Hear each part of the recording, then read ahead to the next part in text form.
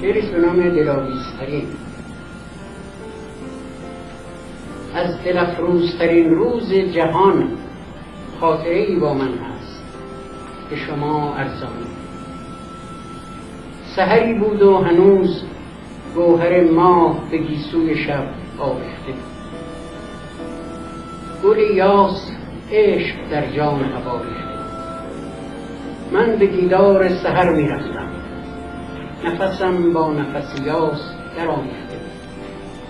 می گشودم پر و می رفتم و می گفتم آی بسرا یک دل شیدا بسرا. این دلافروزترین روز جهان را بنگر، تو دلاویزترین شعر جهان را بسرا. آسمان، یاس، سحر، ماه، نسیم، روح در جسم جهان ریختن، شور و شوق تو برانگیختن. تو همه مرغ تنها بسرا.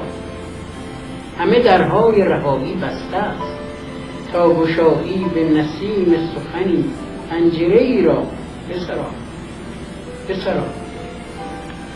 من به دنبال دلاویزترین شعر جهان می‌روم. در افق پشت سراپرده نور باغ‌های گل سرخ، شاخه گسترده به مهر، غنچه آورده به ناز.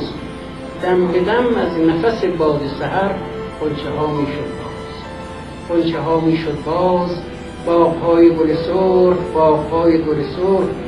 یک گل سرخ درشت از دل دریا برخاست، چون شکوفایی لبخند تو در لحظه شیرین شکفتن خورشید. چه فروغی به جهان میبخشید، چه شکوهی، همه عالم به تماشا برخاست. من به دنبال دلاویزترین شعر جهان میگشتم. دو کبوتر در اوج بال در بال گذر میکردند. دو صنوبر در باغ سرفراگوش هم آورده به نجوا غزلی میخواندند. مرغ دریایی با جفت خود از ساحل دور رو نهادند به دروازه نور. چمن خاطر من نیز ز جانمایه عشق در سراپرده دل غنچه‌ای می‌پرورد، هدیه‌ای می‌آورد. برگ‌هایش کم کم باز شدند، برگ‌ها باز شدند. یافتم آن نکته که می‌خواستمش، با شکوفایی خورشید و گل‌افشانی لبخند تو آراستمش.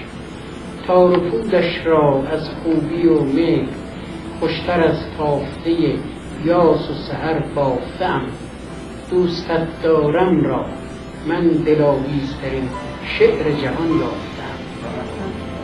این گل سرخ من است، دامنی پر کن از این گل که دهی هدیه به خلق، که بری خانه دشمن، که فشانی بر دوست.